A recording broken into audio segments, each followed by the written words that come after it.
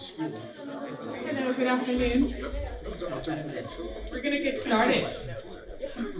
Thank you, everyone, for making it today. I appreciate your all's time. Good afternoon. My name is Fernanda, and I'm the director of the Micro Center. I'm thrilled to have you all here, and welcome to our Fireside chat featuring two remarkable individuals who embody the spirit of entrepreneurship and innovation. Today, we have the distinct pleasure of hosting Chelsea and John, two esteemed figures whose experience and insights are sure to inspire us all, which we all have been already inspired through the morning. Let me introduce you to Chelsea. She will be your moderator today. Chelsea is not only a proud alumni of our university, but also the CEO and founder of FundMiner. Thank you. FundMiner simplifies fund management and maximizes impact for large fundraising organizations like universities, healthcare systems, and foundations. Chelsea's journey from our campus to the successful company founding is a testament of her entrepreneurial spirit and dedication to making a difference in the world, specifically in El Paso. Thank you so much for all your efforts and for being here. With her wealth of knowledge and experience, Chelsea will be guiding our conversation today as our moderator. Chelsea, the floor is all yours. Thank you for being here.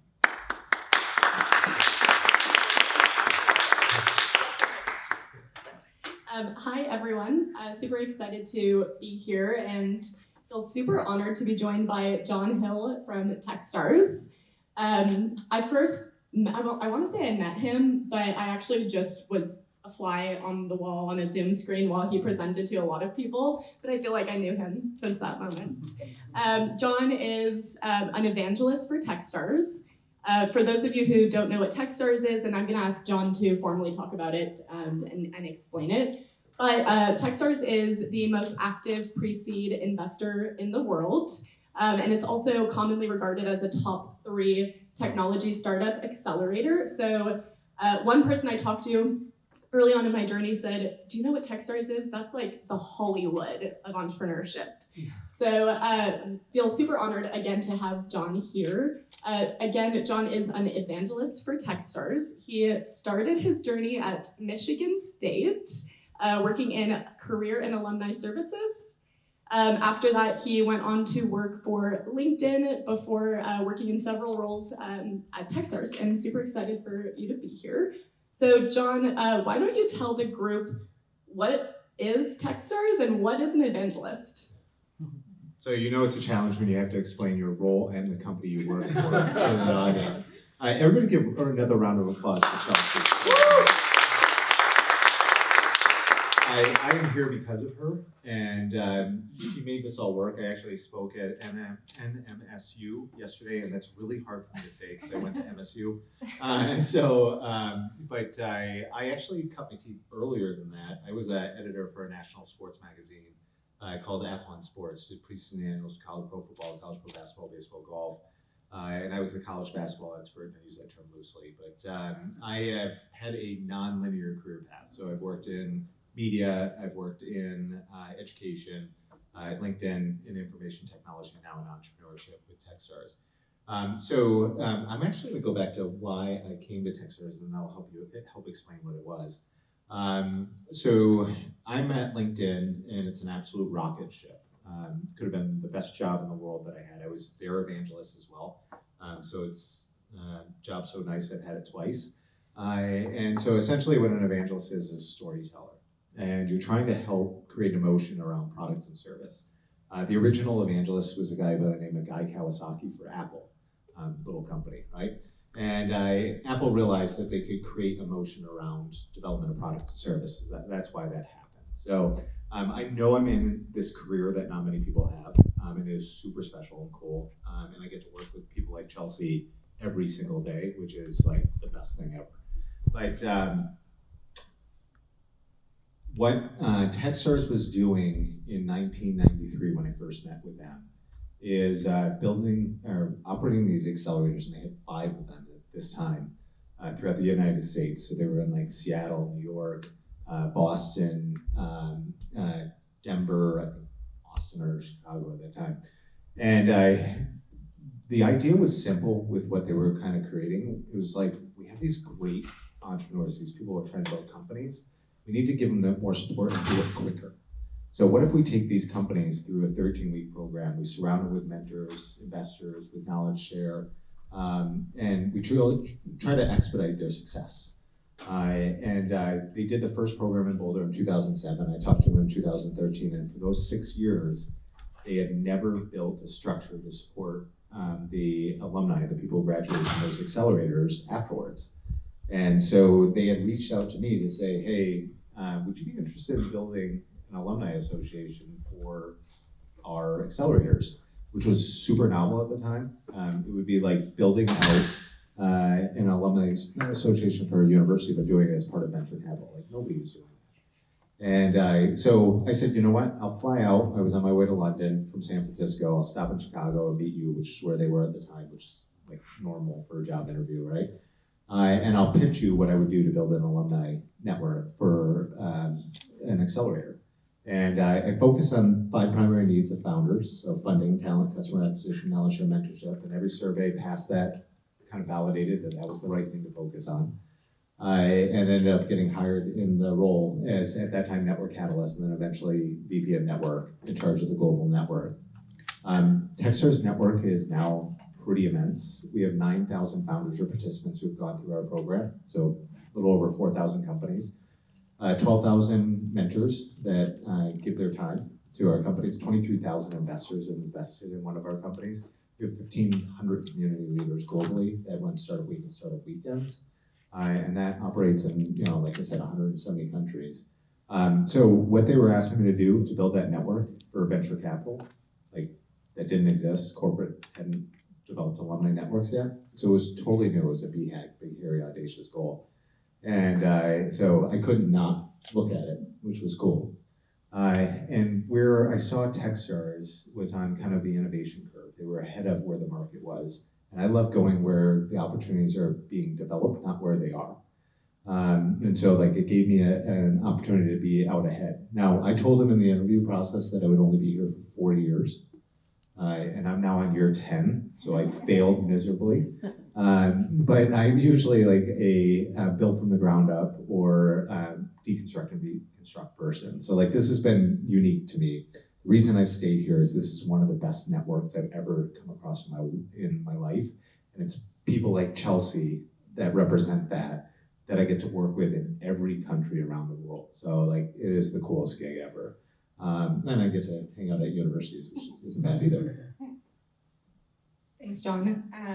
Super impressive to hear about your journey. Thanks for sharing. So you talk a lot about the power of the network, and Techstars talks about the power of the network. What exactly do they mean by that, and what are some of the network effects that you've seen over time? Yeah. So, going back to who we are, and I'll get back to the network effects in a second. So we invested in early stage companies, usually 2 or 3 people. And to date, out of the 4,200 companies that we've had go through our program, 450 have exited, 6 have gone public. And they're generally like 2 or 3 people when we first see them and invest in them. So it's early in the process from an investment standpoint. Going back to like building that structure post accelerator, what we were trying to do is create an emotional connection to what is historically transactional venture capital. So if you have an experience through the accelerator you're in, you enjoy it, you support all the people around you, you help each other now and 10 years from now, right? That's something that aggregately we can tap into to support all of network. So we have this concept called Give First, and I was actually showing Chelsea something on my phone ahead of time. We had a company, it was one of my favorite companies ever at Techstars called Brewbot. They made a robot that makes beer. They failed, but they made me this beer that says Give First, right? So, and by the way, the reason they failed is it took 6 days to make a 6-pack of beer, and it cost $2,300. Not many people are going to pay $2,300 for a 6-pack of beer, but neither here nor there. But so when you start to create this emotional connection, similar to a university, going to UTEP, right? You want to utilize it and tap into it later to help everybody out. And so we created that concept of Give First, and it's super simple. I'm Techstars, you're Techstars. If I reach out to you, expectation is you'll respond. You're Techstars, he's Techstars. It's the same thing, right? You reach out for something from him. And it's hard to get into Techstars. So you've already passed a credibility lens. So we set expectations of how you engage in there after you come in, right? And part of it is being just good people to connect with and help and support each other and answering the phone. Like, it's simple as that. So the power of the network is that leverageable component through emotion. And then it's two concepts. One, build a network before you need it so it's there when you do. So the idea is, if I'm going through the Techstars Accelerator, it's my best time to connect with all the people in Techstars that I need to reach. And second one is build a quality relational network, not a quantity relational network. We've given you a good quality network through Techstars. Now do that through university, through community, through companies that are already ahead of you in the pipeline in whatever vertical you're building in. And so, like, you're trying to build this effective network that you can tap into a long time. So the talk that Chelsea's gone through, and I actually gave at a Starbucks across the street to our Dublin program, Web3, this morning, virtually at 8 in the morning. Outside, by the way, because they were playing music inside. So, like, traffic going by and, like, people having conversations around me, whatever. That was the 273rd time I've given that talk. And so, you know, it's one of those things of helping our companies navigate more effectively to tap into that power of the network. And I think we've done a pretty good job of connecting it. Like, in this room, all of you should connect with each other because you're here around something supporting entrepreneurship. You're interesting atoms that should continue to connect together in some way, shape, or form. Building companies are very lonely. It's very mentally taxing. These communities that are what make it worthwhile. So, like, I would tell all of you, have conversation with each other after this. This could be your tree of trust, similarly to what we do with Techstars. Thanks, John. I really love to think about, in developing my network, being a giver requester. I think this actually was a concept from, yes. And so I like to offer my support to folks and then hope, not expect, that they will be helping me as well. And John talked a little bit about this talk on Give First that Techstars goes over, and it's really one of the first concepts that they talk about when you go through the program. And really the expectation, as John mentioned, is if a fellow Techstars alumni reaches out, you're gonna do what you can to help them. If they're in town, you're gonna grab coffee or a beer and just get to know them, because you have that common connection and there's that emotional piece. And I would encourage you all to also think of your university alumni network in the same way. So John, for folks who want to maybe build their network but may not know where to start, what are some good starting points? Yeah. So, yeah, I love talking about this stuff. First of all, Chelsea just referenced something out of a book called Give and Take from Adam Grant. It is a great book. He is a PhD from University of Pennsylvania, and that book is focused on the psychology of network. And what I love about it is it helps you with a blueprint of how to hire people if you're generating a startup. Like, he defines the people you want in your company. I forgot the question. Where should people start? So building your network, like, I mean, the low-hanging fruit. How many of you are connected to UTEP? All right, so that's the low-hanging fruit. It's a university affiliation, either on campus or alumni. How many of you are not connected to UTEP? Come from community. All right, so you have universities that you're probably attached to, right? Those universities are who you connect with as a start, right? It's a good connection point.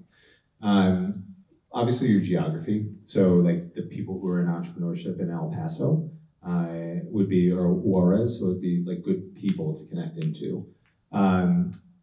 Always look for people who are and like, build networks around what you're trying to do. I'm a huge believer in surrounding yourself with the people you want to be. The way I frame it usually, like, gets reaction from people, but generally I'm the dumbest person in every room I walk into. I don't mean that in, like, a negative way. Like, for me, I'm fine with that. And I'll give you an example of it. There was a Techstars company that I sat down with, and they were two NASA engineers, like, literally rocket scientists. I am not a rocket scientist. And they started explaining what they were doing. And I'm like, I don't get it.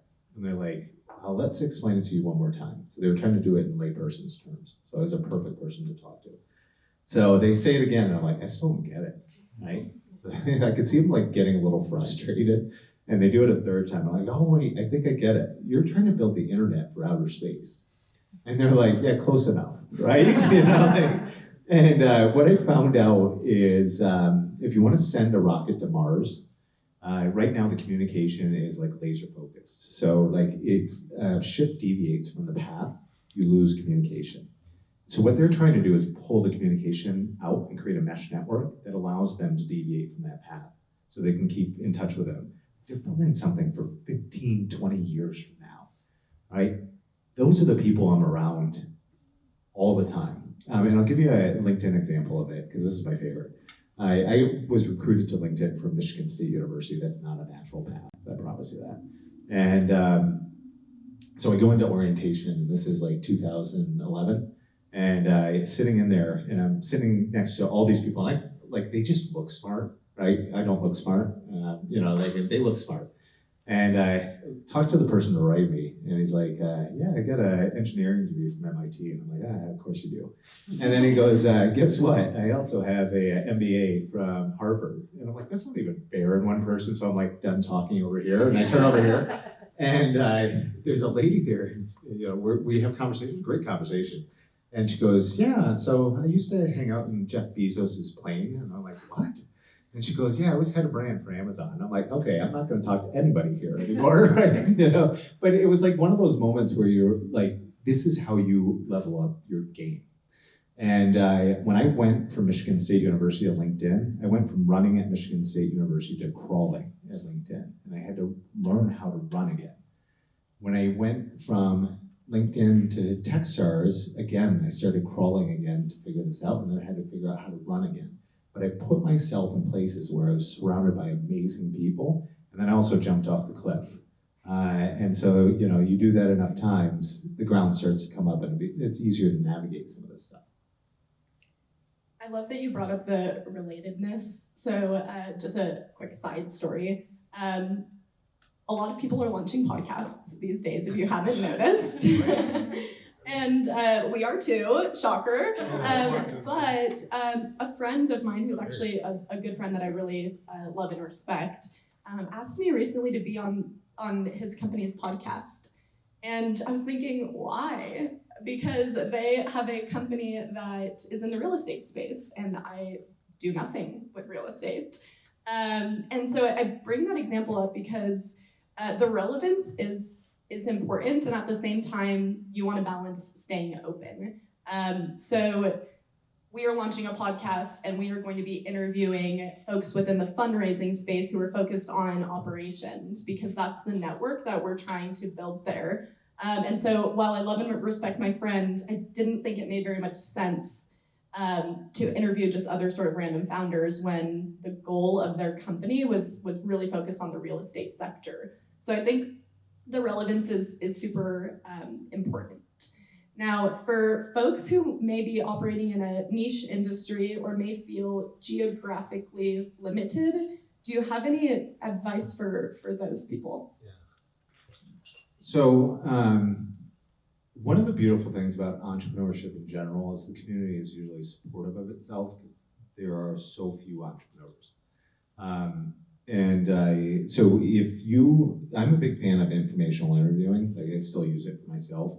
So if I see people who I think are unique or interesting, I'll send them a note saying, like, I love the way you think. I would love to have a conversation with you and just tell you some of the stuff that we're working on at Techstars or LinkedIn or whatever. And I think you have the ability to do the same thing. And in informational interviewing, you're tapping into more of an advice channel where like you're asking people for advice or developing conversation, relationship with them. There's an old adage in Silicon Valley that if you want advice, ask for money. If you want money, ask for advice, right? It's amazing how conversation and asking people for just their thoughts creates an emotional tie that you can go back to again and again and again. And I think in our world, we're always looking for like those people we can bounce ideas off of. And it's hard to find that in the day-to-day sometimes. And so how many of you, by show of hands, are entrepreneurs? All right. So like your experience is generally lonely unless you force yourself to be around other people, right? And that's why like this is amazing. Like I love when entrepreneurs get together. This is like my favorite place in the world. I built my company in '97. Legitimately the loneliest experience in the world because I did it in Nashville, Tennessee, and it was on Web 1.0. Going back in time, I would recommend nobody do that. I failed miserably. Everything I do now to support entrepreneurs is based on the experiences I had then. And I use the organizations I'm with now as a vessel to support as many entrepreneurs as possible, which is why I'm so happy to be here with all of you. Just know, like, if you don't have the network here, there are people who will pick up the phone and talk to you. To give you and share their insights because they've gone through similar experiences that I went through, and probably what most of you are going through as well. The best quote I've ever heard on entrepreneurship, it comes from Reid Hoffman, and I touched a little bit on it, but it's like jumping off the cliff and trying to build a plane before it hits the ground, right? The beautiful thing about the space we're in is there are people who will extend the runway or bring the ground up, and that's what you're always looking for. You know, like know that what you're doing to build a company is rare. That is celebrated. Don't forget that, right? So. I love, the relevance piece there. So when you bring up the informational interviewing, it really makes me think of the customer discovery process in sales, of course. We were just having a conversation about processes that are related to sales that you may not think are. It all comes back to sales, right? So as these organizations scale, how can they think about adapting their network and the folks that they're building these relationships with to make sure that they remain relevant and valuable? Yeah, oh man, that's a great question. So when you're talking about supporting entrepreneurs all the time, you have conversations about like the steps and stages that everybody goes through. And in the conversations that I've had with people who support entrepreneurs, so ecosystems, portfolios, platforms, stuff like that, we generally are in agreement. Like I haven't had many people disagree. There are actually 3 hard like steps, one of which is so far away it's not even worth talking about. But the first one is 0 to 1. So like we've been talking about that today on campus. You can come up with all the ideas in the world, but until you actually develop an MVP, it doesn't exist, right? So moving something from 0 to 1 is difficult. If you jump that hurdle, more power to you, for all of you. Like that is a big step. So the next big step is actually when you get Series A funding, because Series A funding is developed to showcase that you can now operationalize. They believe you're up and to the right. Now they're like, we just need to throw money at you to scale. But what they do in that instance is you go from like, you do a little bit of everything right now as a founder. Now they're saying, hey, build out all of these categories to operationalize what you're doing. So build out HR, build out marketing, build out a more robust engineering team. And the skills you have as a startup founder are different than that operational side, right? And that's a shift. And so like, I think that's the second biggest challenge. So the biggest challenge on the back end is taking a company public. Like that's a whole different, but none of you have to worry about that right now. Or if you do, is there anybody in advancement here? Fundraising, right? Yeah, so talk to him. You know, like those early steps, like those are the tranches that you have to get over to find success. Those are the biggest hurdles, I think, to kind of talk about within an ecosystem. So. Thanks, John. I think also when it comes to ensuring that as you scale to these new levels, that you're listening to your customers and really what professional organizations are they associated with, what newsletters are they following, and sort of trying to be a customer, think like a customer, I think is the answer there. So let's talk about the university environment. We talked about the fact that there's this powerful alumni network. Then we of course have students, there's faculty, there's staff.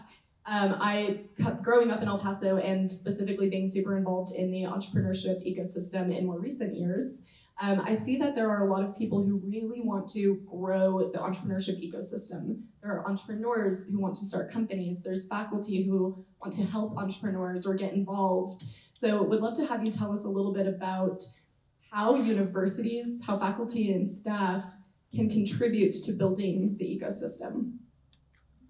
Yeah, so I'll take you back down into like some of the experiences I had in the past. So I was part of a group in the state of Michigan when the recession hit in 2009, 2010, that tried to stoke entrepreneurship and innovation in the state. So we were the group that brought the first TEDx to the state, first Ignite, first Startup Weekend, started the first creative spaces, knowing that like most people weren't going to be entrepreneurs, but we could support whatever they were doing as second thing. So give you an example of what we were doing there. We had a space that we created in Lansing called Art Alley, where people who worked on the automotive lines, so line workers, could showcase art or things that they were building from a creative perspective. And that was super unique. Like people weren't doing things like that. And there's an author that I love named Richard Florida, who talks about the generation of what is called creative class. The book's from like the 80s and 90s. It's like way old at this point, but it's still like really good stuff. He talks about like focusing on not only like entrepreneurs or business, but art, athletics, like these unique things that all make up a good city that's supportive of things like innovative or entrepreneurial ecosystems. But when we were doing that, like we started the first university accelerators, and like early on when we were doing that, anybody work in government here? All right, so I can talk about them plainly. No, I'm just kidding. So at first there was some gating from government saying like, why are you getting into these things? This is our domain, our world, like the EDC, the Economic Development Corporations, stuff like that. But we weren't taking any money. We were doing this all on our own, and we were doing it as a side job. So like they couldn't figure us out. We were like amorphous intentionally. I think now when I think about ecosystems or I think about universities, what you can do is help support people's dreams. One, don't put gates in front of people that don't need to be there. Because I think a lot of times that happens with entrepreneurs because most people don't understand you, right, or us, right? They don't. And so like make it easier, not harder. And then I go back to like primary needs of entrepreneurs that have never changed: funding, talent, customer acquisition, knowledge share, mentorship. If I go into each one of those, right? If you don't have the right mentors here, train them. Or bring them into market, right? If you don't have the right knowledge share, bring it into market, right? Or broadcast it here. If you don't have enough investment, train the next level of investors, which we've had some of that conversation today. You definitely have talent in this market, like there's no doubt. When I'm looking through data, LinkedIn, I can see it. But how do you actualize that talent to want to be more entrepreneurial and innovative? And even if that talent doesn't want to work for your companies, do they know people who do? So can they be open to communicate your needs and interests? I was talking about this earlier. Building a community is easy. Keeping a community going is hard. Keeping it evergreen is hard. So for all of you who are doing anything around the entrepreneurial community and kind of helping support that, always build your bench behind you, because if you go to another market, this system needs to keep going. Right? So you always have to train the next group of people. And then don't be afraid to ask for help. And it's like so fascinating to me, like people won't ask or leverage their network for what their needs are. All of you have that ability to do it. I think you'd be amazed at how many people will come to help you if they can. But you have to be willing to ask that. And I don't have any issue asking for help. I do it all the time. And I have one of the most robust tech networks or entrepreneurial networks in the world. And that sounds weird to say, but it's probably, it's accurate. So, especially Techstars has done that. I would totally agree that people do generally, I find, want to help. There's a concept called the hero's journey, and I think that that's something that later on, we're just gonna talk in references, John, back and forth to each other.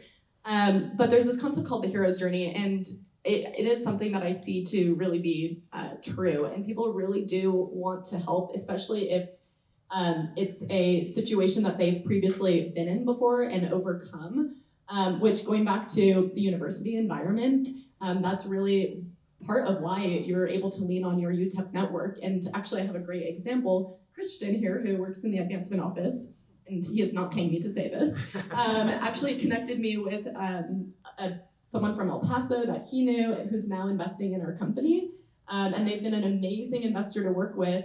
And they had no requests on terms. Their one thing was, I just want to give back and support El Paso. And that was really their mission there.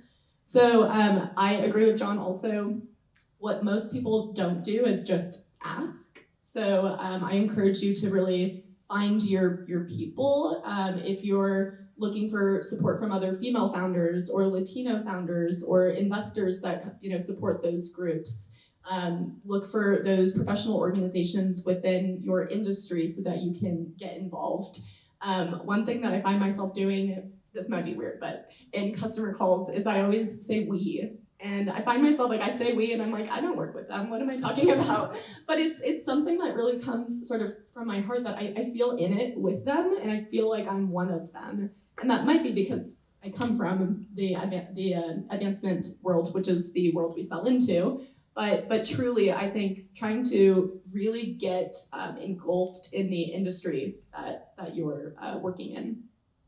So I want to talk a little bit about, again, the university environment and how we can bridge the gap between academic research and entrepreneurship. So, there's this sort of industry versus academia, weirdness sometimes. How have you seen successful relationships work between faculty and entrepreneurs? Yeah, so I described, who are the faculty members here? All right, love you to death. Thank you for being here. What do you do? What department are you in? Biological sciences. Oh, even better that you're here. That's amazing. Are you building something? Yep. Good on you. Hang out with him. I explained this earlier, and part in jest, but I felt like a lot of faculty that I were working with the universities were the rock in the river that I had to go around. But that's not always the case. And there are people who are pulling things off campus that I think are doing some really unique things and supporting it. Faculty, it depends on where they are on the track, but it's very research intensive. There's a conversation, I've shared this a couple times, where it's about R&D. It's about research and development, right? Generally what happens on most campuses is it's a hard R or big R and a little D, right? And the D is my world, where actually things get built and brought out off campus. But those people who are bringing it off campus, who are here, go to them, talk to them, because they are bridging one of the best gaps you can do. Research is a great basis and foundation for building anything, right? And if they're proving out something that is in your space, all the better. So if you're building a company associated with some of the research that's happening on campus, it's instant validation of what you're doing, right? Or at least a path into the right direction. I also want to talk about something a little bit different, Chelsea, because I have a habit of hijacking questions. I'm a big believer in being the change you want to be. If you're not finding the people on campus that can help you out, create the people that you want to help you out, right? And it is easier to do than you think. One person can change, 5 people can change 50. You just have to be able to lean into it. I love to talk about the commonalities that I see on successful founders out of Techstars, and literally all of the commonalities are soft skills. Number one is resiliency. And so if you do the entrepreneurial journey, it's a roller coaster, right? You're just gonna have to persevere. Number 2 is adaptability. So you're gonna have things thrown at you that you're gonna have to change direction on. You can't be rigid. Number 3 is curiosity. And so if I think about faculty members and how to enable faculty to support and help me out, whatever they're doing on research is based on curiosity, right? And so I can lean into that aspect of it. Number 4 is competitiveness. So I almost think it's people who are borderline obsessive to bringing things to market, but competitiveness is a nicer, softer word. So it's like competitiveness. Those are the four things that I've seen on the commonalities for people who are building whatever they're doing. So we deviated way away from the question. I have a habit of doing that. I'm sorry. No, that's okay. And just to, hopefully, I like to think that I try to embody those four qualities, but I really it is a daily grind. And I was on a panel earlier this week about being a female entrepreneur, and all of the questions were about being a female entrepreneur. And I was kind of thinking sure, I can come up with responses to how I feel differently about being a female entrepreneur, but what I really want to talk about is the fact that it's not being a female or male that's going to make me successful or not. It's my unwavering commitment to the work that I'm doing.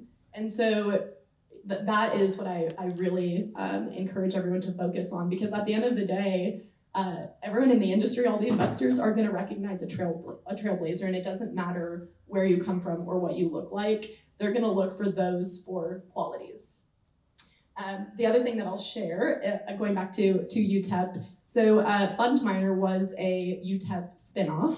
And so while we didn't partner with a faculty member or have any research components, our platform was originally developed and launched at UTEP before we commercialized it.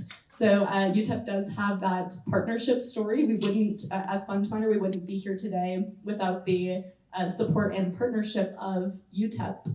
Now, the other thing I wanted to bring it back to was this research component, because even though FundMiner is not a scientific, deep tech concept, we find ourselves now still talking about research and still seeking faculty members who can work with us on conducting research.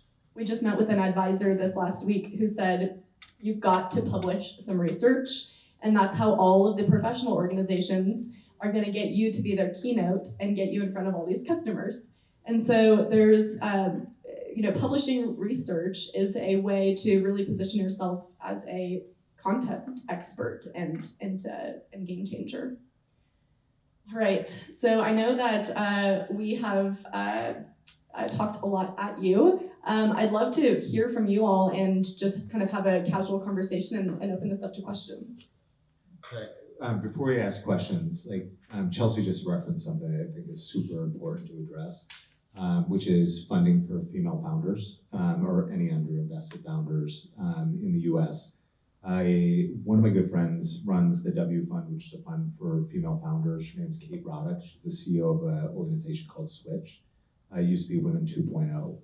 And I am on her committee for Men as Allies.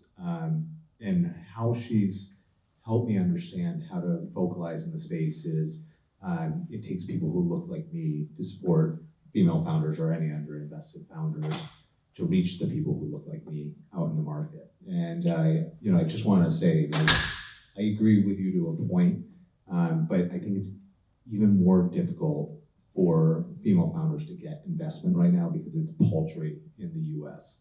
And kudos to you for everything you've done, Chelsea, because it's amazing. And now we'll take questions. Thank you, John. From your experience working with ecosystems, what is your approach to building mentorship programs and improving them? Yeah, so I was in charge of the Global Mentor Network for Techstars, so I can give you some of the insights that the mentors shared with us and why they do what they do, because we don't pay them, they do it on their own volition. So the number one reason that mentors mentor with Techstars is altruism, which is literally the easiest thing to lean into. They just want to give back. So they just want to be asked, so ask. Second, for us, I don't know if it would, I would think it would apply for any company, but we build early seed stage tech companies. They want insight into what the world looks like 2 to 5 years from now. So they want to see the future. And our companies, through mentorship, provide them the ability to see what that looks like. Number 3 reason is their own opportunities. So board work, advisory work, C-level positions at our companies. And then number 4, they want what's called qualified deal flow. So they mentor our companies because as they get to know them, they can qualify them for people to invest in. They get to know the product and service and the person. So it makes it kind of a qualified lead for development, for funding. So if I'm looking in this environment, I'm kind of reverse engineering the needs. So if I'm working with a group of entrepreneurs, I'm saying, hey, they need these product people. They need these people who understand go-to-market. They need these people who understand like whatever, right? And then find those people in El Paso, and if they're not in El Paso, through the UTEP alumni network, and bring them back in here to provide mentorship. Now, if they haven't figured out the principles of mentoring, there is a ton of training available to help people become mentors that are connected to entrepreneurs, and we have some of that as well. I'm happy to share anything that we've learned. Like it takes some dedication to create a good mentor network. Like the best mentor networks are actually part of the flywheel. So if you have 5 or 6 companies that spin out of here, they exit, they go public, right? What ends up happening is that group comes back in and pays back the next generation with funding, with mentorship, with knowledge share, because they've done it and they understand El Paso. So like what you want is Chelsea to exit, right? You want to get there and then, yeah, see, definitely. But you want to get there and spin it back into the next generation. Like that's the best way to do it. That's the hardest one because it takes a while to get there, unless you're in one of the hyper-economic zones. And again, like when I started doing all this work, I was in Lansing, Michigan, which is multiples smaller than El Paso, right? So like know that if I could do that in Lansing and the efforts we're doing collectively there, you could definitely do it here. I have this weird experience because I have some of those stamps in the passport where you're like, oh, we can't do that. I lived in San Francisco. I lived in Menlo Park and worked in Mountain View. Right, LinkedIn. I know that that's a hurdle for most people. I live in Boston now. The interesting thing about Boston is it's heavy investment banking, which is where good ideas go to die. So it's not very friendly for entrepreneurs. When I think about like how do you create that mentor program, like it starts with just asking. And then you can create the structures of support around it. And like the first group you should ask are the people who need to be mentored, right? And then you can like say, okay, we need this, and then go get it. What I'll add to that is I think I heard this. I have a bad habit of like loosely quoting facts and not giving you the real numbers. But I think I heard that it only takes really one unicorn in a city to really kick off the ecosystem. And I think that's something really amazing and powerful. So I think it's 1 to do it, 6 to sustain it. So I think it's 1 to do it. I think it's 1 to start it. It's 6 to sustain it. So like generally that's what we've gone by when I was working with like places like Detroit, we're like, we need like 5 or 6. And we did have a couple, but it would be like good for a while, then it slowed down again, right? And so like, it's a hard thing. Like the flywheels are hard. But the more success that's generated from people here who feel like this campus or this city were part of their success story, and they don't have to build it here, they can go somewhere else and build it. But if you're part of their story, the more that people feel like you're part of that, the more action will happen on that bottom end. More people will develop good ideas. The other thing that I wanted to add was a little bit of insight into what the Techstars mentorship matching looked like. I'm trying to think, there was like a word, it was like Fire Week or something crazy like that. But in 1 week, we met with 70 or 75 mentors, and they were quick 30 minutes, and I want to say it was less than 30 minutes, introductions. And in the 30 minutes, we had to pitch them, get to know them, ask them questions, and it was essentially a evaluate each other session. And then we submitted our top 10 in a rated order, and the mentors did the same to Techstars, and then Techstars did a matching function to match us with the best mentors. And you know, there's sure weirdness in like rating people, and we came up with a rating scale. One of them was like relevance, another one was their vibe, and if we thought we wanted to like talk to them regularly. But I think that what I really liked was it allowed us to hone in on the relevance and find the right people. So kind of going back to building your network, but also building the right network. And at that time, we were looking at where are our biggest gaps, and let's find people to help us fill in those gaps. So it's called Mentor Madness. Not Fire Week. So Mentor Madness, and then like there are some programs who think that's too harsh, and so they use the euphemism of Mentor Magic. but I always forget to say Mentor Magic, so I say Mentor Madness with every one of them. So. And apparently I say Fire Week. Yeah, so it's all right. It makes sense. What other questions do you have? Go ahead. I missed this earlier. You mentioned there were 5 things that startups need: funding, talent, customer acquisition, Knowledge share and mentorship. knowledge share. Yeah. So when we surveyed founders, those 5 were always the top 5. The interesting thing is talent and customer acquisition go back and forth. The other one, like funding, is always number 1. Like it's like the hardest thing in the process. I think the last time we did surveys that I was part of was like probably 4 or 5 years ago. And I watched mental health creep up, like support for mental health creep up. And like just know like there are some really good people who built some really good products that support mental health. So one of our companies' portfolio was Ginger.io. And Karan Singh, who built that, is amazing.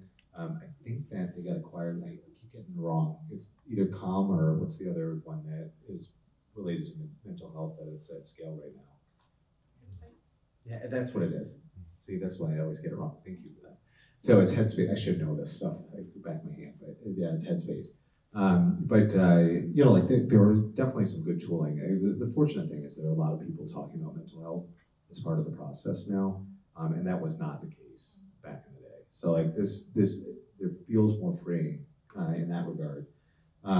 There are I go back to there are so few entrepreneurs out there, right? Like all of you should try to merge together in any ways you can. And again, I go back to that, be the change you want to be is one aspect of it. Just a recommendation for all of you too. I'm a big fan of going small to go big. So solve an issue for a small market to get into a bigger market. And I'm not good at betting on our companies because I would have bet on Brewbot, but yeah, and FundMiner. Well, you're still doing well. I think for all of you, solve simple, and that's when I look at the companies that we've had that have kind of scaled. If I reverse engineer it, they went for one thing to figure out well, and then applied it to other markets. And just added insight for you that I sat down one-on-one with 2,000 Techstars companies in kind of longer sessions, and I've spoken to probably 3,500, 4,000 of our companies. So you get a lot of pattern matching. Again, I still can't put my arms around the ones that are going to go public. I wish I did. I have these companies, I'm like, that's it. And then I hear 6 months later, they're no longer around. I'm like, what? How did that happen? So, it is what it is. I really love that you brought up the mental health topic. And one of the best things about participating in Techstars was really the supportive environment. Actually, we kicked off the program with, it was a hybrid program. And so the first week was in person, and it was a retreat format. And we hung out in this really cool Victorian house in Boulder. And we had a facilitator who really focused on mental health almost the entire time, and connection with the founders and really getting to know each other. And I thought that was a really special way to kick off a very intense program that was about to start, was sort of calmly getting to know each other and really focusing on mental health. And so that was something that was really special. Yeah. Yes, it was cute. The other thing I want to mention is founders, and John talked about this a lot, are some of the most supportive people or individuals that I've ever come across. Being a founder can be really isolating, especially being a startup founder can be really isolating. It's hard for your family or friends to understand what you're talking about when you're talking about valuation caps and this investor and that investor and customer discovery and all these things.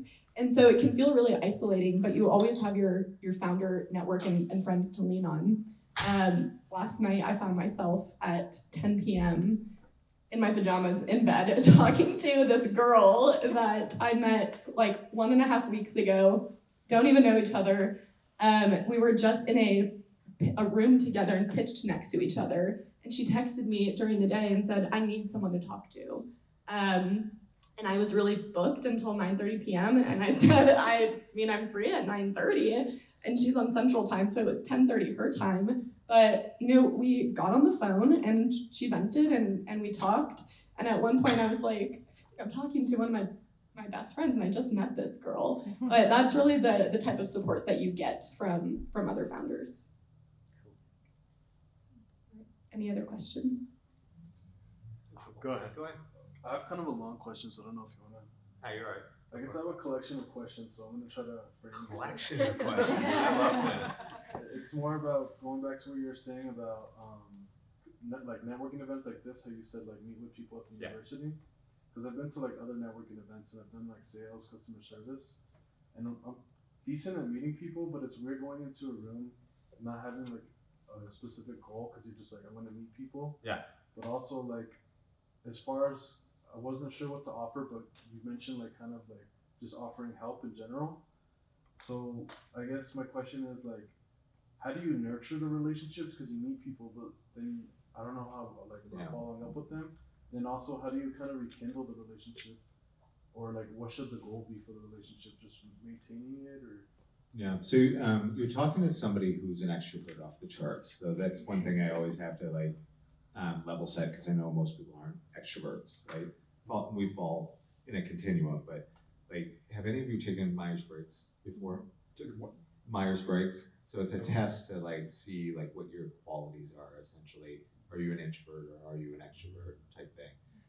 I'm literally at the highest level of extrovert, right? So like during COVID it was really bad for me. We have little woods behind us and I walk in trails and like talk to trees, right? Like I need to always be talking to them. I'm a big believer in networking with intentionality. So if I can figure out who's going to be there, I'll soft circle the people that I want to talk to and figure out a way to connect with them. Perfect example is Austin with South by. I haven't bought a ticket at South by for probably a decade and a half. I like to go every year because some of my best friends in the world congregate there and I won't see them otherwise. And so I'll line up meeting after meeting after meeting after meeting for like 3 days and then fly out. And so like I'll meet with 200 people, but I'll set it all up and do the work ahead of time instead of hoping for serendipity in whatever I'm attending. Keeping your network warm is a different thing. And there are formulaic things that you can do to support network. So I do 3 specific things to keep my network warm. Every day I take action, try to take 20 actions supporting things that people are doing professionally in my LinkedIn network. So if you go up to notifications, you can see people who have moved from one location to another. If I know people where they're moving, I'll introduce them. I'll see people who are starting new jobs. If I know people at the company they're going to, I'll introduce them to people in that company. If somebody's celebrating something they're doing professionally, I won't hit the like button because that gets lost in clutter. I'll actually email them directly saying, hey, congratulations, this is awesome, right?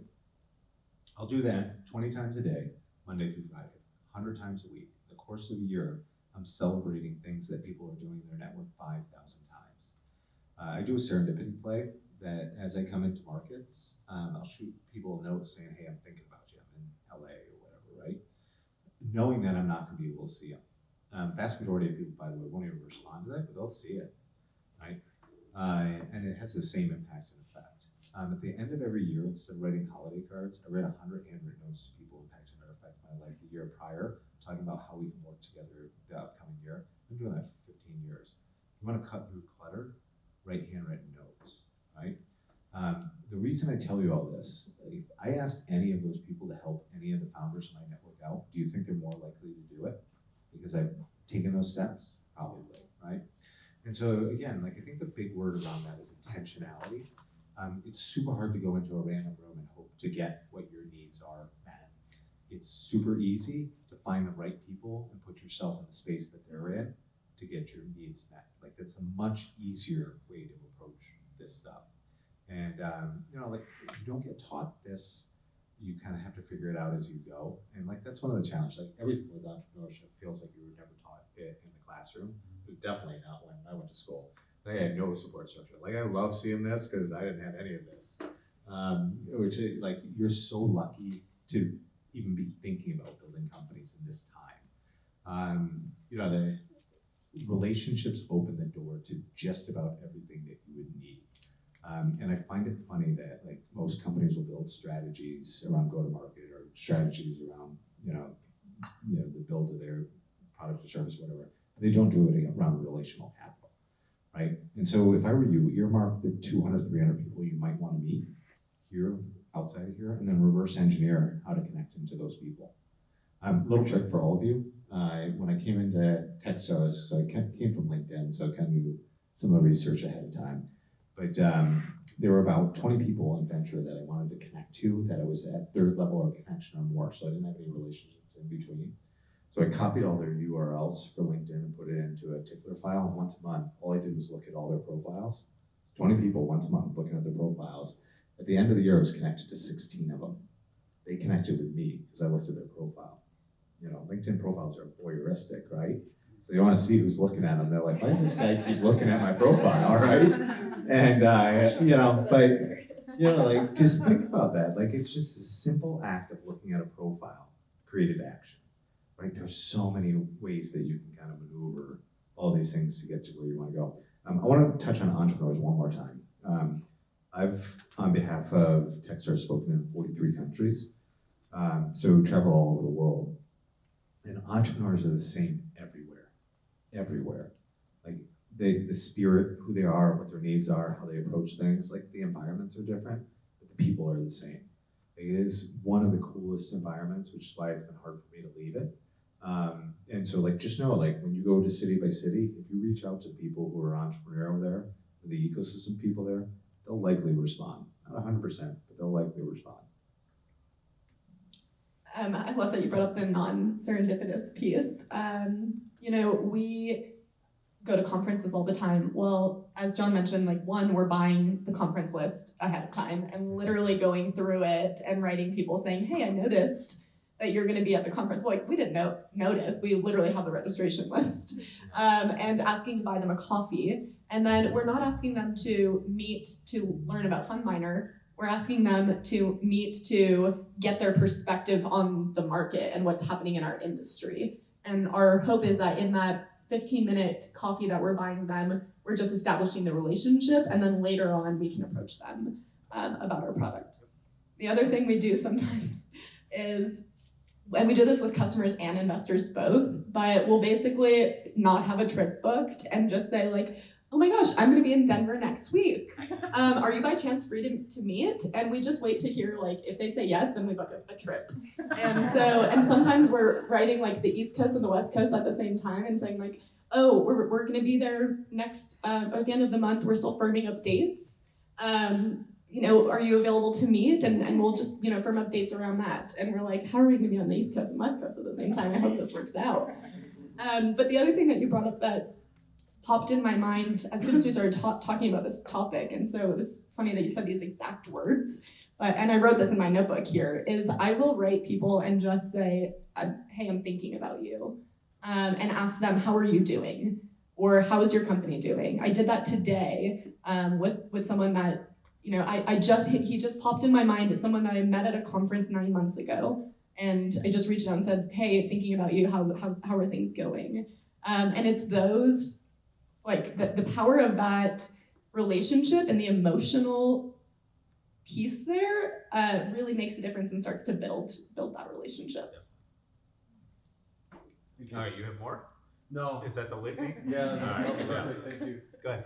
Right, I just want to share that I want to see what you think of this. I've heard many times that sometimes the best ideas end up nowhere, like creating, a company that was founded based on a really strong idea ends up not going nowhere. Then there are some companies that are based on horrible ideas, like completely, crazy. You share them in a coffee place and people will say, like, that's the stupidest idea ever, and still they end up generating the best companies ever. Simple example for that is Airbnb, right? Yeah. Inviting people that you have no idea who they are to your house to spend a night with you. That's like the stupidest idea ever, but it created one of the biggest companies ever. So what makes the difference? What makes a good idea not be enough to make a strong company, and what makes us a bad idea? Yeah. So I'll make Foundation it for a really simple. good company. Execution, right? And I go back to those things that we talked about earlier: resiliency, adaptability, competitiveness, right? Curiosity. Like those are the intangibles as part of it. But the best companies that I've seen that have been able to scale have just figured out how to execute, how to bring things to market, like how to normalize them in market. When I was on LinkedIn, it was funny because early in university, who works at universities here? There are a few of you, faculty, right? Where do you? I almost raised my hand. Yeah. Where do you? I work here in advancement with alumni. Advancement, all right. Early days at, so I got recruited to LinkedIn, negotiated the first partnership between the university and LinkedIn. And the LinkedIn gave us like everything. Like we could match all of the alumni profiles. So all their longitudinal career data to all the transactional data we had in our database for fundraising, right? So we knew like when people went to school, what money they'd given, what events they attended, and stuff like that. But this gave us like a broader view, and we could start to see their actions. So what content did they consume? What communities were they associated with? Which led to like educated ask. And by the way, LinkedIn shut all that down later. Yeah, no, it doesn't exist anymore. But got early view on all of that stuff. So my role was to drive adoption of the LinkedIn products. So we built a suite of products for university pages, the alumni tool. Like back in the day, we could actually do rankings based on career outcomes, which was, universities pushed back on that heavily, which is funny. So I used to go to, like I spoke at every case conference you can imagine. So it's the Council for Advancement and Supportive Education. Just like a funny thing on the side of it, higher education works on word of mouth very heavily. So the secondary acronym for Council for Advancement and Supportive Education was copy and seal everything, which I always thought was funny. The universities earlier were like, why would we give you our data, right? And I'm like, wait, you don't understand what's happening. We are rapidly becoming the professional identity of record for people. We're about to like lap you for having better professional data than you do. So there was a tool built on LinkedIn that our developers called affectionately John Hill in a Box. It was my baby. It's the alumni tool.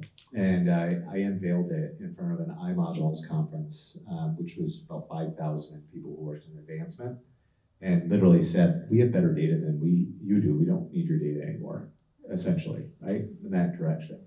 But we did that through execution, right? We conquered that market through execution. We were just doing it better than anybody else out in the space.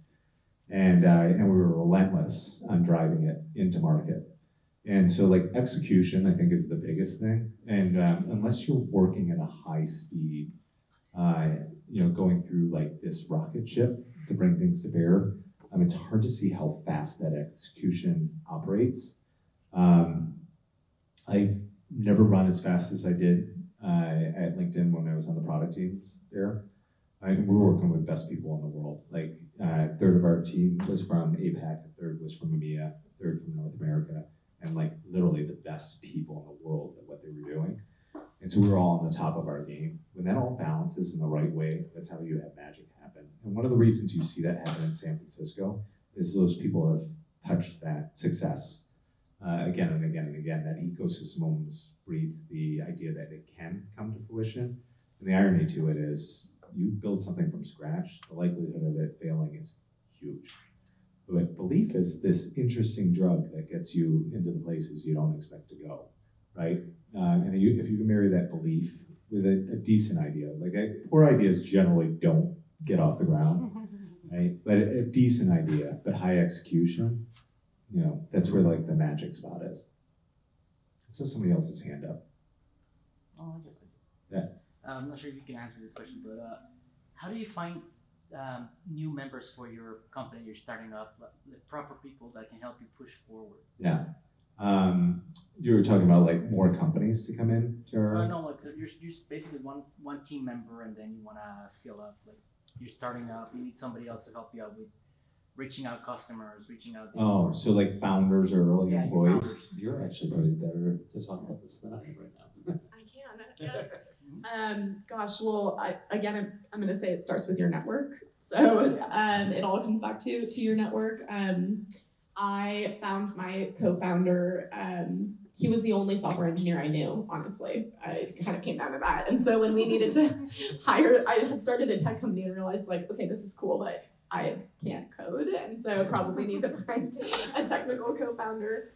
And, he was, again, the only software engineer I knew. And so when I was going to look for someone, I immediately thought, well, I know one engineer, so I'm going to contact him. And I'm going to ask him to look over this job description that I just put together by Googling things. And as he was reviewing it, he said, I'd actually like to learn more about this. And then we kept talking and he came on board. And so I think it comes down to your network. I think that universities and getting connected with innovation hubs is also a great way. So you'll find that people who want to be involved in entrepreneurship will hang out in entrepreneurial events. There's STTE Foundation, there's MCA, there's P21, there's Progress 321. All of these different organizations, I think if you need someone in engineering, it's sifting through your network and trying to find, your connection to any engineers. If I needed an engineer and didn't know anyone, I would probably go to the engineering department at UTEP and say, who's your brightest person that, is a go-getter, and can you connect me with them? So I think it's really goes back to your network and being resourceful. And going back to being just an entrepreneur in general, John talked about how it comes down to execution, and so much of that is being resourceful and thinking through I feel like mentally I see myself like flipping through a Rolodex in my brain every time I need something. It's like, who do I know that can just help in some form or fashion with this? Yeah. So your early hires as a startup generally are the same for anybody. They come out of people you know or people they know, first level or second level connection. It's usually up to about 10 to 15 hires, and then you hired somebody in HR and they brought it out the funnel, right? But it's super interesting that almost every company starts that way.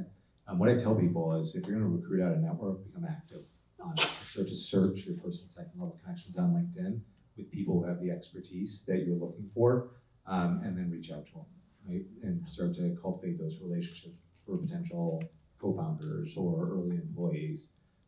So this goes back to execution. I'm also a big fan of execution towards talent. Go after the people you want that you think can help bring what you're doing to bear. A lot of this is just plain hustle. Hustle is turned into this bad word, but when I say that, I don't mean don't sleep or ignore all relationships ever except for the build of your company. I just mean you can be creative on how you approach everything that you're doing. Think uniquely in development of whatever you're trying to bring to market. There's one thing I'll add to that too is depending on where you are in the market and how early you are to the market, it's possible that you have to educate your customers on why they need you, and that's a whole other animal. But again, it comes down to execution. And so, and going back to your Airbnb story, educating people on why it's not that crazy. What do you got, bud? You had your hand raised?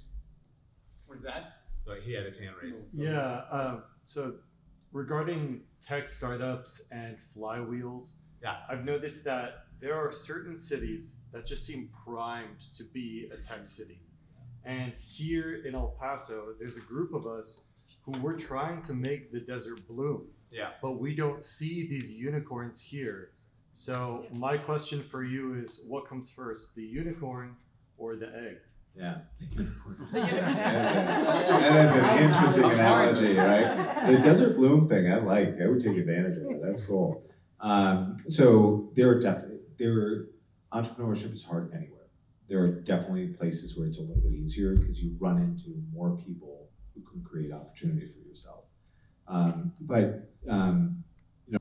Again, a cup of tea in Lansing, nobody's talking about Lansing as an entrepreneurial hub, right? And they were barely talking about Detroit at that time. But similar to what you were just talking about, making the desert bloom, what we would say is like this was one of the birthplaces for entrepreneurship. It was the beginning of the automotive industry in Michigan, and we wanted to rekindle that, right? Same concept and thought process. So you create a narrative.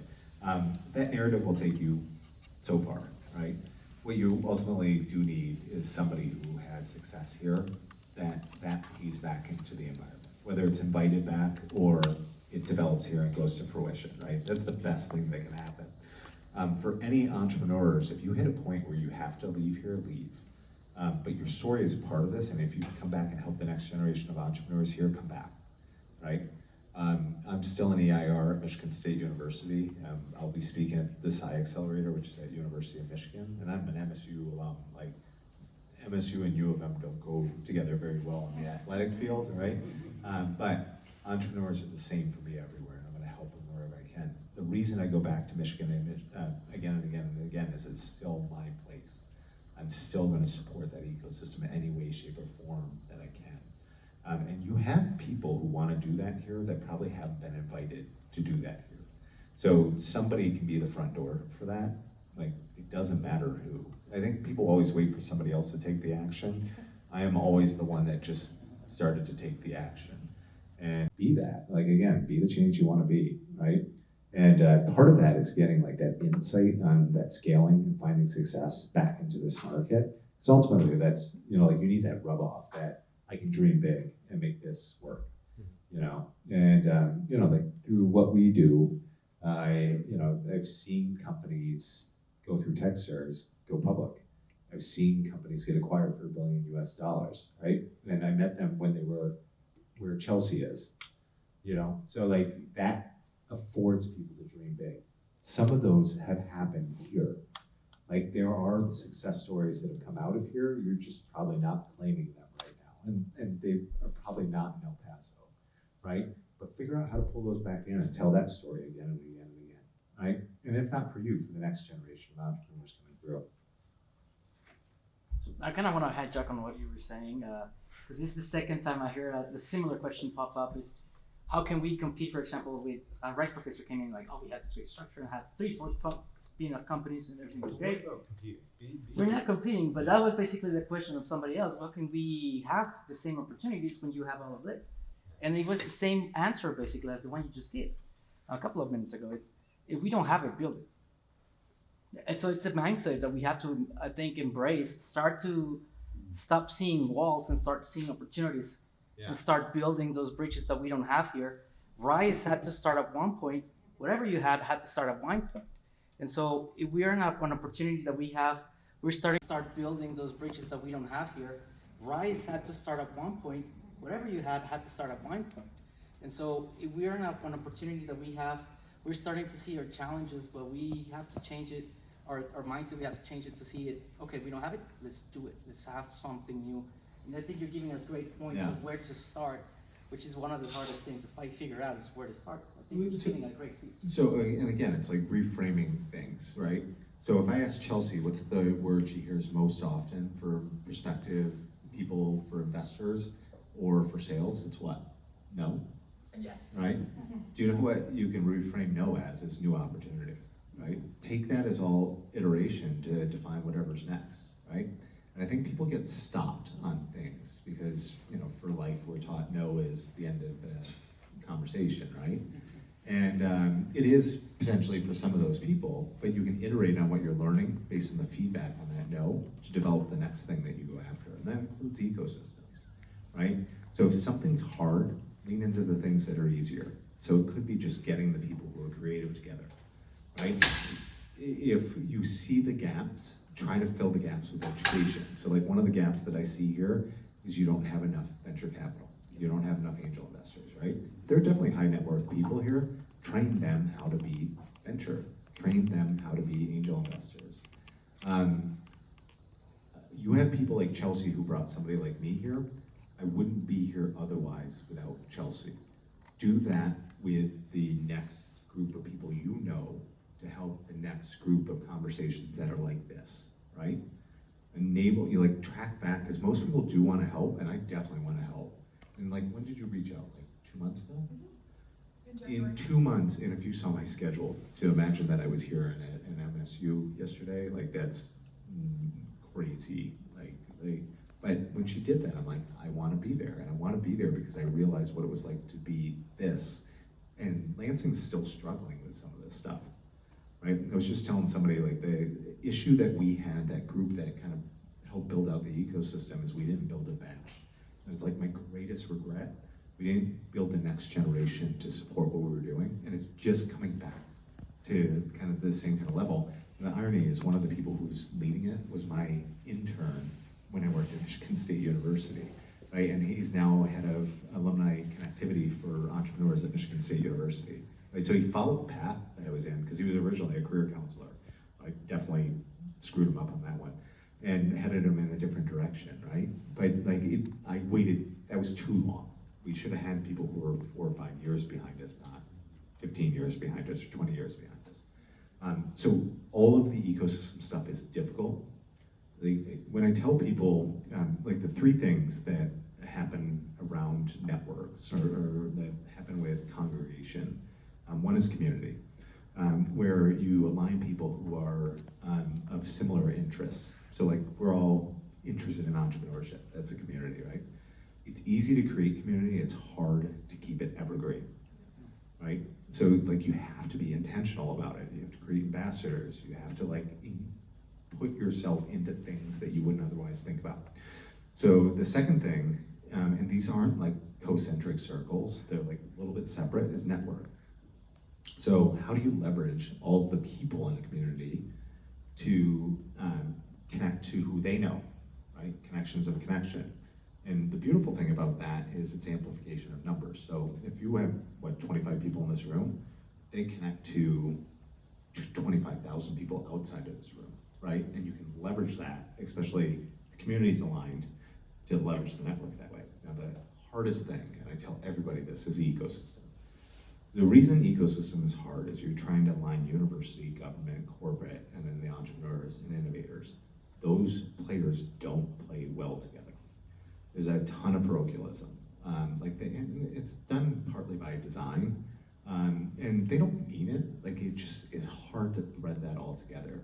And so Chelsea and I were talking about like how few ecosystem people there are, like true ecosystem people. It's because they have to like pain, and then they have to have openness to having a very little chance of success, and they have to do it again and again and again and again. And by the way, they'll probably get yelled at, right? And but on the ecosystem side, if you can tie those things together, you can turn the engine for any community, including El Paso, right? Because you'll see what the gaps are to help entrepreneurs. Like, you already know it. You'll tell other people what our gaps are, right? But all of a sudden, all those mechanisms, government stops being a roadblock. Corporates are open for proof of concept or partnership. Like, they can become customers. The community is celebrating the stories of entrepreneurs, right? And they're owning it as their own, even if they're not entrepreneurs, right? Like, all those things on the ecosystem side, if you can get them moving, like, really cool stuff happens, and it opens up the door for more things to happen. One of the fascinating things I see for this is the gateway between Mexico and the US. And I don't think enough of that's being taken advantage of here. Like, imagine if you mirror, like we were just talking about, like, I don't think the Mexican investors in venture have the same gating that happens with US investors. There aren't the same laws against it. So imagine if you did investor events where you had the best companies in UTEP or Las Cruces or Santa Fe or whatever, Albuquerque. You had them all come here, and then you had those investors come over the border to look at those companies. Like, that is unique, and that's something you can own and tell a story around and stuff like that. So it's, again, like reframing things into new opportunity. One thing I wanted to add is we've talked a lot about the concept of just kind of starting somewhere and iteration, and I wanted to share that that's something that I think about every day. Some tasks can feel a little daunting, And I truly believe like if you could do one thing to just get closer to that goal, it's worth doing the one thing. And this sounds silly, but sometimes for me that one thing is creating a shared doc that later I'm gonna add notes to. But just getting that one step closer to doing the thing, and whether that's signing up for an event, starting a business plan, reaching out to folks on your LinkedIn, just making a little bit of progress every day. And as entrepreneurs, I think iteration is so critical. We've made now probably 1,000 different versions of our sales deck and our pitch deck. And I swear, I know it, I literally have it memorized, and still before every meeting I go through it and we'll tweak just a few little things. And we were just talking about your talk and how you still tweak that. Yeah. So but I love where you were just going with like solve the thing in front of you. And it's interesting because like when we were like working on focus on like developing ecosystem and stuff like that, it was like a series of little solves. So you solve this, you solve this, you solve this, and then you look back and you're like, wow, how far did we just come? But you're never paying attention to that in the journey as you go along. So anyway, I think we're like way past. As you notice, like I think this is like the 5th time I've been talking today. So I'm at like 5 hours of talking nonstop. I love entrepreneurs. I love what all of you represent being here, either in support of entrepreneurship or trying to learn a little bit more about it. The innovation environment doesn't have enough people. Entrepreneurship doesn't have enough people. And so you have to celebrate the people who are in it to try to attract the next group of people who can come and engage around it. You know, I do this because passion and mission for me intersect when I support universities and entrepreneurship. So like I'm on the road pretty much nonstop. I have a wife and kids, right? Like this isn't normal what I do. I actually hate travel. Like I don't want to get on another plane, and I'm on a plane at 5 a.m. tomorrow, so I speak at University of Tulsa tomorrow afternoon. But you do that because there aren't other people doing it. And there aren't people, like YC's not here. I love YC, you're recording me right now. Don't play that snippet. But you know, like if we're not here, shame on us, right? And so find the people who are willing to like dive in that direction to continue to help the people who are building whatever they are in El Paso. Was that, you want to shut it down? Yeah. All right, give Chelsea another round of applause. Thanks, guys. And also John, give him a round of applause. Thanks you all for coming out. As mentioned, the Mike Loya Center and UTEP have various great resources available. Use your network, connect to faculty, reach out to Fernanda and Michael, and get to work on building your dream.